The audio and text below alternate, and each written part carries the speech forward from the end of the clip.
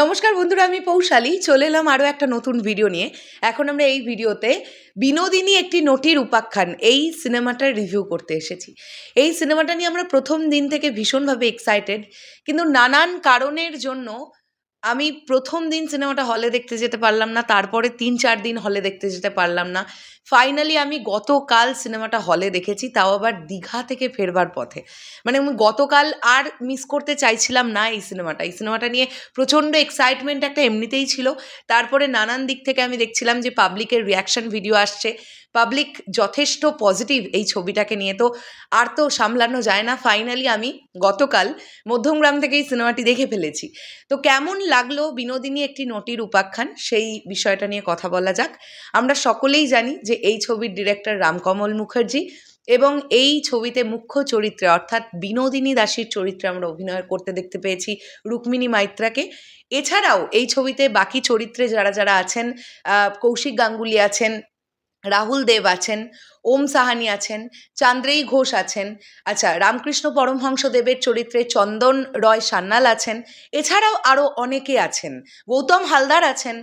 তো কেমন লাগলো এই সিনেমাটা?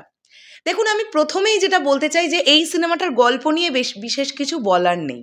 নটি বিনোদিনী এমন একজন ব্যক্তিত্ব, আমাদের মানে থিয়েটার জগতের এমন একজন ব্যক্তিত্ব যার লাইফটা ভীষণ প্যাথেটিক। তিনি লাইফে সাকসেস তো অবশ্যই পেয়েছেন, যতটা সাকসেস পেয়েছেন ততটা আবার এমন এমন সময় এমন এমন ঘটনা তার লাইফে ঘটেছে, তিনি প্রচণ্ড ভেঙে পড়েছেন।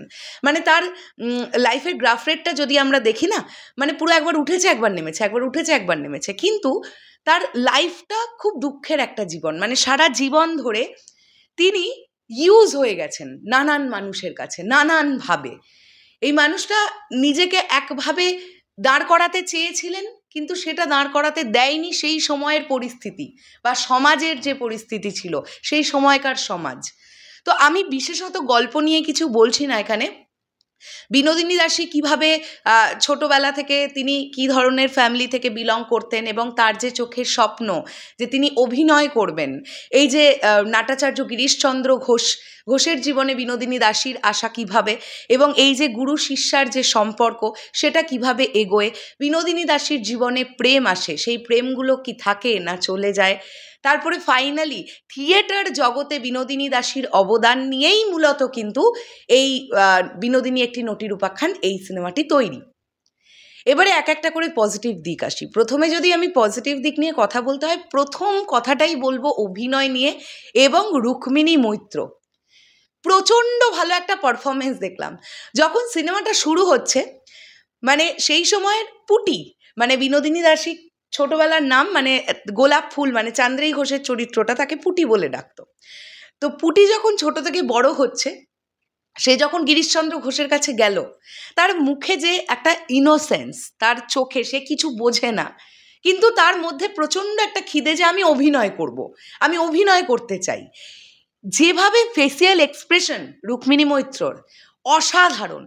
তারপরে চরিত্রটা যখন ধীরে ধীরে ধীরে ধীরে লাইমলাইটে আসছে, তখন তার যে ফেসিয়াল এক্সপ্রেশন, মানে বিভিন্ন ব্রিটিশ, তখন তো ব্রিটিশ সাম্রাজ্য, বিভিন্ন ইংরেজরা যখন আসছে বিনোদিনী দাসীর সাথে ইন্টারভিউ করব, তিনি কি বলতে চান, এই ব্যাপারগুলো যখন সে ধীরে ধীরে একটা জায়গায় পৌঁছে যাচ্ছে যে সবাই বিনোদিনী দাসীকে চাইছে, বিনোদিনী দাসী ছাড়া কেউ থিয়েটার দেখতে ঢুকছে না, তো এই ব্যাপারটা যখন তৈরি হয়ে যায় তখন এক রকমের ফেসিয়াল এক্সপ্রেশন। আবার বিনোদিনী দাসী যখন নানান সময় নানান কারণে মেন্টালি ভেঙে পড়ছেন, তখন এক রকমের এক্সপ্রেশন। যখন রামকৃষ্ণ পরমহংসদেবের সামনে বিনোদিনী দাসী, তখন আর এক রকমের অভিনয়।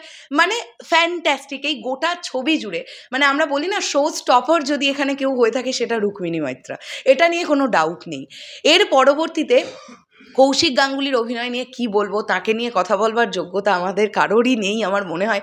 তিনি নিজেই একজন চলমান ইনস্টিটিউশন বলি আমরা তাকে। তো তিনি নাটাচার্য গিরিশচন্দ্র ঘোষের চরিত্রে অভিনয় করেছেন, ভীষণ ভালো অভিনয় করেছেন, ভীষণ ভালো। এছাড়া আমি স্পেশালি আরও একজনের অভিনয় বলবো, গৌতম হালদার এই ছবিতে একটি নেগেটিভ চরিত্র করেছেন, যিনি সবসময় বিনোদিনী দাসীকে পিনিক দেন। মানে কোনো কিছু একটা ভালো হলেই তিনি গিয়ে একটা টুক করে তাকে টিজ করছেন। সেই সময় এই ব্যাপারগুলো তো খুব হতো আসলে। তো গৌতম হালদার যেভাবে চরিত্রটাকে প্লে করেছেন, আস্তে আস্তে কথা বলছেন, পিনিক মেরে মেরে কথা বলছেন, তার স্পেশালি আই এক্সপ্রেশন যেভাবে পুরো চরিত্রটাকে তিনি বহন করেছেন ছবি জুড়ে, বেশ ভালো লেগেছে। এছাড়া রাহুল দেবের কথা বলি বা ওম সাহানির কথা বলি, আচ্ছা মীর আফসার আলীর কথা যদি বলি, তারা সকলে নিজের জায়গায় বেশ ভালো, বেশ ভালো লেগেছে। আচ্ছা চান্দ্রেয়ী ঘোষের সঙ্গে আমরা বিনোদিনী দাসের, মানে চান্দ্রেয়ী ঘোষ এবং রুক্মিণী মাইত্রার যেটুকু অংশ আমরা একসঙ্গে দেখতে পেয়েছি, ভীষণ ভালো লেগেছে। আচ্ছা বাচ্চা মেয়েটির কথা অবশ্যই বলতে হবে। বিনোদিনী দাসের ছোটোবেলাটা যে বাচ্চা মেয়েটি প্লে করেছে, যেভাবে ছবিটাকে আমাদের দেখানো শুরু করা হয় যে বিনোদিনী দাসের ভাই সে মারা যায়, এবং সেই সময় এতটাই বিনোদিনী দাসী তো আসলে যে ধরনের ফ্যামিলি থেকে বিলং করতেন, সেই ধরনের কাজটাকে সেই সমাজ খুব নিম্ন চোখে দেখতো। তো সে তার এরকম একটা মায়ের ছেলে যেহেতু, তো ওই বাচ্চাটিকে মরে যাওয়ার পরে ঘাটে তাকে অ্যালাউ করা হয়নি যে তাকে পোড়ানো হবে বা তার দেহটা আগুনে পোড়ানো হবে, এই ব্যাপারটা। তো এই বাচ্চা মেয়েটিও খুব সুন্দর অভিনয় করেছেন, অবশ্যই বলতে হবে।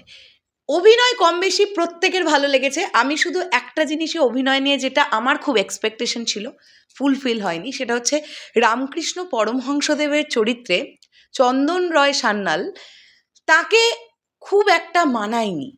এটা আমি ছবি দেখবার পরে, সিনেমাটা দেখবার পরে বলতে পারলাম এই কথাটা, কেননা পোস্টারটা যখন এসছিল তখন খুব প্রমিসিং লাগছিল। আসলে রামকৃষ্ণ পরমহংসদেবের এফেক্ট আমাদের বাঙালিদের মধ্যে না এতটা, এবং আমরা এতবার রামকৃষ্ণ পরমহংসদেবকে বারংবার পর্দায় আসতে দেখেছি। বিভিন্ন চরিত্রাভিনেতারা রামকৃষ্ণ পরমহংসদেবের চরিত্রে অভিনয় করেছেন, এতবার রামকৃষ্ণদেবকে নিয়ে কাজ করা হয়েছে, তো আমরা একটা অবয়ব জানি যে উনি কিভাবে কথা বলতেন, ওনাকে দেখতে কীরকম লাগে, সেই ব্যাপারটা না চন্দন রায় সান্যালের মধ্যে পেলাম না। বরঞ্চ চৈতন্য লীলার সময় যখন রামকৃষ্ণদেবের আবির্ভাব ঘটল, সেই সময়ে রামকৃষ্ণ মানে চন্দন রায় সান্যালের বিপরীতে রুক্মিণী মৈত্রর পারফরমেন্সটা ছিল দেখবার মতন। ওই কান্নাটা না আপনারা ভাবতে পারছেন না, ও যে ভাবে বিভোর হয়ে গেছে ঠাকুর রামকৃষ্ণদেবকে প্রচণ্ড ভালোবাসা এবং ভক্তি করা, তাকে তার ওপর বিশ্বাস, তার সঙ্গে সঙ্গে চৈতন্যদেবের চরিত্রে অভিনয় করতে গিয়ে সেই যে একটা ভাবে বিভোর হয়ে গিয়ে সে যে একটা কি অদ্ভুত ধরনের কাঁদছে, চিন্তা ভাবনা করা যাচ্ছে না ওখানে রুক্মিণী মৈত্রর পারফরমেন্স। তো এই পুরো ছবিটার মধ্যে আমার নেগেটিভ শুধুমাত্র চন্দন রয় সান্যালকেই লেগেছে, আর কিছু না। এর পরবর্তীতে যেটা পজিটিভ দিক বলবো সেটা হচ্ছে রিসার্চ ওয়ার্কটা, মানে রামকমল মুখার্জি না ভীষণ রিসার্চ করে ছবিটা বানিয়েছেন।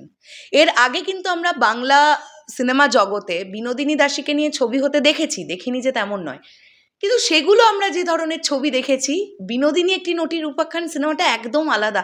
পুরো সাল দিয়ে দিয়ে, ডেট দিয়ে দিয়ে, জায়গার নাম মেনশন করে করে কবে কি হয়েছিল, ইনফ্যাক্ট বিনোদিনী দাসীর মেয়ে কবে মারা গিয়েছিলেন, বিনোদিনী দাসীর মেয়ের উদ্দেশ্যে উৎসর্গ করে তার মায়ের লেখা বই, বিনোদিনী দাসীর লাস্ট মোমেন্টে গিয়ে আমরা একটা সময় এরকম দেখবো যে তার ফাইনালি বিয়ে হয়, কার সঙ্গে বিয়ে হয় আমি এখনই বলছি না, তিনি কবে মারা গিয়েছিলেন, এছাড়াও আরও অনেক ইনফরমেশন যেগুলো ছবি দেখতে দেখতে আমরা পাবো। তো এই রিসার্চটার জন্য অবশ্যই স্যালিউট টু রামকমল মুখার্জি, এটা বলতেই হবে।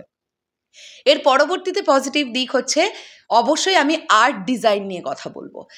সেই সময় মানে 1800 সালটাকে যদি আমাদের সামনে তুলে ধরে আনতে হয়, তাহলে সেই সময়কার আসবাবপত্র, সেই সময়কার রাস্তাঘাট, সেই সময়কার মানুষ কিভাবে লাইফ লিড করতো, সেই ব্যাপারগুলো যেভাবে তৈরি করা হয়েছে, অবশ্যই আর্ট ডিপার্টমেন্ট নিয়ে কথা বলতেই হবে। আর্ট খুব ভালো হয়েছে এই ছবির, তো আমাদের ওই সময়টাকে ফিরিয়ে নিয়ে যেতে পারছে। আচ্ছা এর পরবর্তীতে যে পজিটিভ দিকটা বলবো সেটা হচ্ছে সিনেম্যাটোগ্রাফি, দুর্দান্ত সিনেম্যাটোগ্রাফি।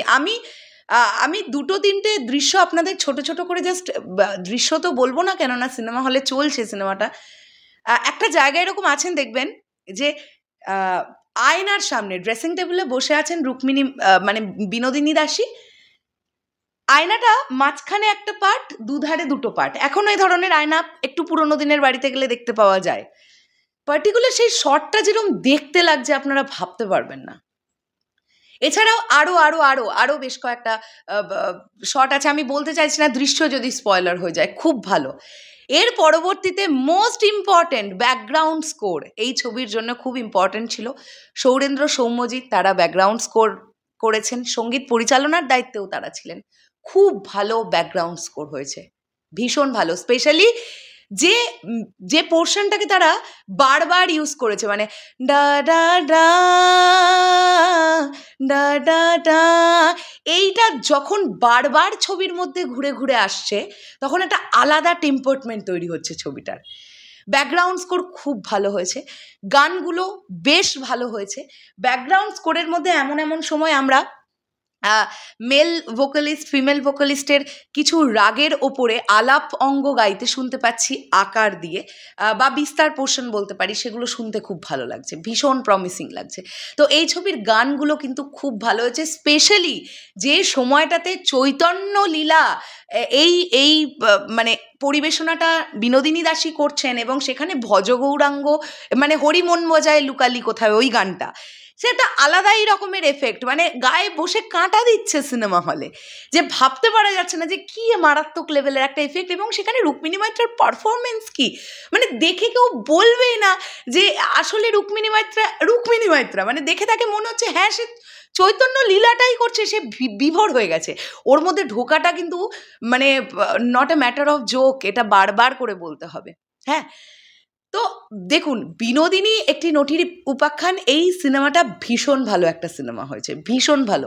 আমি তো আপনাদেরকে প্রথমেই বলেছিলাম যে এই সিনেমাটা স্পেশালি যারা থিয়েটার অভিনয় এই জগৎটা নিয়ে থাকতে ভালোবাসেন, যারা বিনোদিনী দাসী সম্পর্কে জানতে চান, তারা এই সিনেমাটা দেখতে যাবেন। এই সিনেমাটা কখনোই এরকম একটা সিনেমা নয় যে সিনেমাটা মাস আর ক্লাস বোথ অডিয়েন্স দেখবেন, এটা টিম জানে। হ্যাঁ, আর একটা যেটা নেগেটিভ দিক আমার লেগেছে সেটাও একটু বলি। এই ছবিটা বিনোদিনী দাসীর থিয়েটারে তার অবদান কেন্দ্রিক ছবি, বা বিনোদিনী দাসীকে কিভাবে নানান সময় ইউজ করা হয়েছে। একটা সময় এরকমও আপনারা দেখতে পারবেন, গিরিশচন্দ্র ঘোষ তিনি তো গুরু ছিলেন, মাস্টার মশাই ছিলেন, কিন্তু তিনিও একটা সময় তারও একটা ডার্ক সাইড তুলে ধরা হয়েছে ছবির মধ্যে। মানে তিনিও কিন্তু 100% ভালো মানুষ নন, যদিও সেই সময় তারও কিছু করার ছিল না, তিনিও থিয়েটারকে বাঁচিয়ে রাখার জন্যই সেটা বলছেন। কিন্তু কাকে বলছেন? বিনোদিনী দাসীকে এমন একটা জায়গাতে তিনি আবার নিয়ে আসতে চাইছেন যেখান থেকে তিনি বিনোদিনী দাসীকে তুলে এনেছিলেন, মানে যাতে সেই জীবনটা তাকে না বেরোতে হয়। যাই হোক, আমি এর থেকে বেশি কিছু বলছি না। তবে আমরা এটাও জানতাম বা জানি যে বিনোদিনী দাসী কিন্তু প্রচুর গুণসম্পন্ন একজন ব্যক্তিত্ব ছিলেন। সো তিনি মিউজিকের দিক থেকেও খুব রিচ ছিলেন। এই পার্টিকুলার সিনেমাটাতে তার থিয়েটার নিয়েই কথা বলা হয়েছে, যদি একটু মিউজিকেও তিনি যে রিচ ছিলেন সেইগুলোও যদি একটু ছুঁয়ে ছুঁয়ে দেখা মানে আসা যেত আর কি। যদিও জানি 2.5 ঘন্টা বা 2 ঘন্টা 20 মিনিট এটা এমন কিছু সময় নয় যাতে করে একটা মানুষের গোটা জীবনই দেখানো যেতে পারে, কিন্তু যেভাবে ছবিটাকে দেখানো হয়েছে আমি কোনো জায়গায় বোর ফিল করিনি, আমার খুব ভাল লেগেছে। এরকম ছবি আরও হোক, আরও বারবার করে হোক, অবশ্যই আমরা এটা চাইবো। এবং যারা প্রডিউসার্সরা আছেন তাদের বলবো আপনারা এ ধরনের ছবি প্রডিউস করুন।